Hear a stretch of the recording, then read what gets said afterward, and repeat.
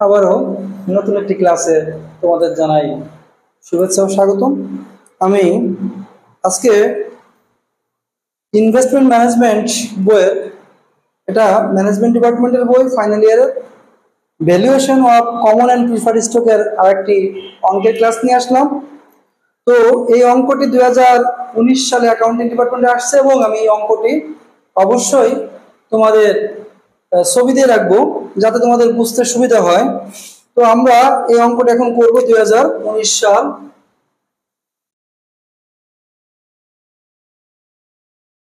দেখো অঙ্কটা কি বলেছে, a company recently paid dividend টাকা 14 পার শেয়ার। একটা কোম্পানি চলতি সময় ডিভিডেন্ড দিচ্ছে 14 টাকা করে, এটা অবশ্যই D0 মান।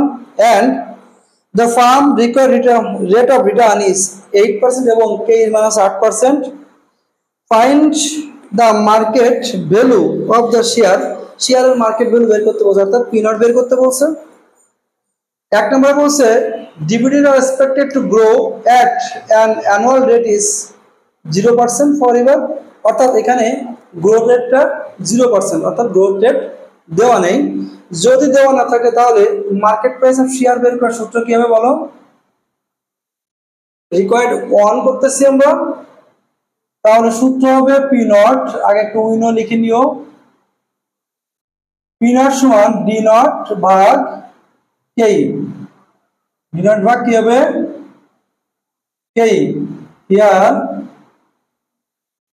D0 সমান আমাদের অঙ্কে দেওয়া আছে 14 টাকা এবং K এর মানটা দেওয়া আছে 8% ও 0.08,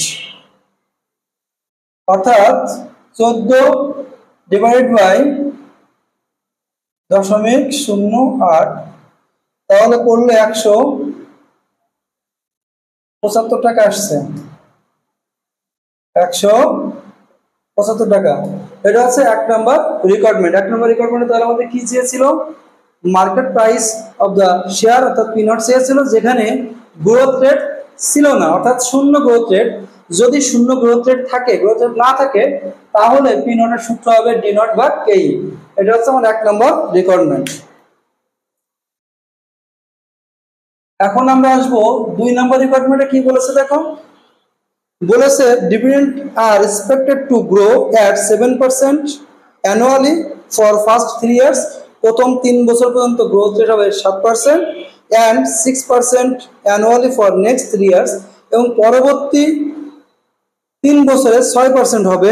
after which they expect to grow at 5% perpetually. এখানে 5% লাস্টের বছরের সংখ্যা উল্লেখ নেই, তাহলে আমাদের বছর হয়েছে 6টি, একাধিক বছরের গ্রোথ রেট দেওয়া থাকলে তখন আমাদের D1 2 3 4 5 এভাবে বের করে নিতে হবে।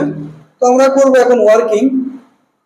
W1 প্রথমে বের করতে হবে D0। D0 এর সূত্র ছিল, সরি D1 বের করতে D1 সমান D0 into 1 plus G, 1 plus G। তাহলে আমাদের D0 এর মান ছিল 14 ইনটু 1 প্লাস 0.07, এটা ক্যালকুলেশন করলে 14.98। এরপরে করব D2 সমান D1 ইনটু 1 প্লাস G। এই যে আমরা D1 এর যে মানটা পেয়েছি এটা এখানে বসাবো 1 প্লাস 0.07, তাহলে ক্যালকুলেশন করলে আসবে 16.03। নেক্সট D3 সমান D2 ইনটু 1 প্লাস G।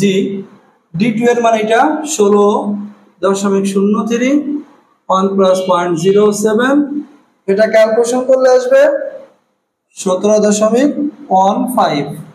তাহলে আমাদের প্রথম 3 বছর পর্যন্ত G এর মান 7% ছিল, তাই আমরা বের করলাম। পরবর্তী 3 বছর পর্যন্ত আমাদের G এর মান আছে 6%। তাহলে এখন বের করতে D4 সমান D3 into 1 plus G। D3 এর মান 17.15 ইনটু 1 প্লাস G এর মান 0.06, এটা ক্যালকুলেশন করলে আসবে 18.18।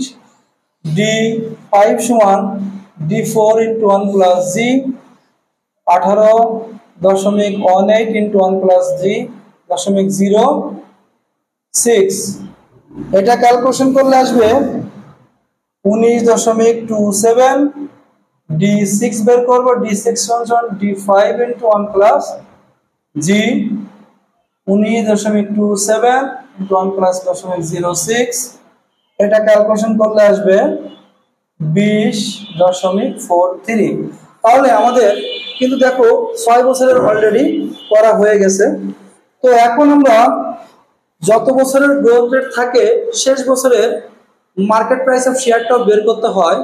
তো গ্রোথ রেট আছে 6 ইয়ারে, তাহলে আমার 6 বছরের মার্কেট প্রাইস অফ শেয়ারটাও বের করতে হবে। তো সেটা সূত্র দেখো P6 সমান, যদি এখানে 6 হয় তাহলে এখানে কত হবে, D7 হবে KE মাইনাস G।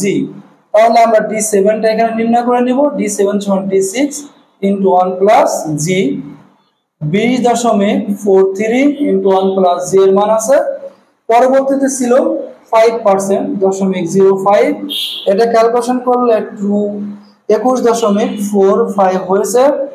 তাহলে খেয়াল করে 21.45 কে এর মান আছে আমার 8%.08 মাইনাস এইখানে লাস্ট বছরে যে জি এর মান থাকবে সেটাই আসবে 0.5, এটা ক্যালকুলেশন করলে আমার আসবে 715। এখন আমরা মার্কেট প্রাইস অফ শেয়ারটা নির্ণয় করতে পারবো। দেখো মার্কেট প্রাইস অফ শেয়ার যদি নির্ণয় করতে হয় তাহলে আমরা কিভাবে করব,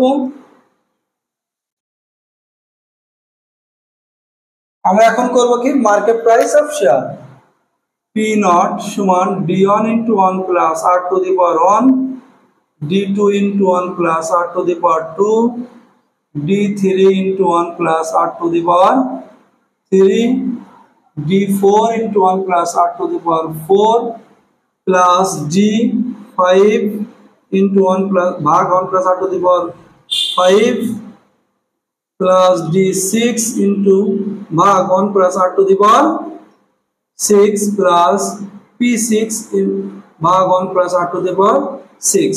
এই হচ্ছে আমাদের মার্কেট প্রাইস অফ শেয়ার বের করার সূত্র। এখন আমরা কি করব, দেখো আমরা সূত্রগুলোর মান বসাবো। 14.8998 1 plus 0.08 to the power 1, 2 নম্বরে 16.03 1 plus 0.08 to the power 2, এরপরটা আসছে আমাদের 17.15 1 plus 0.08 to the power 3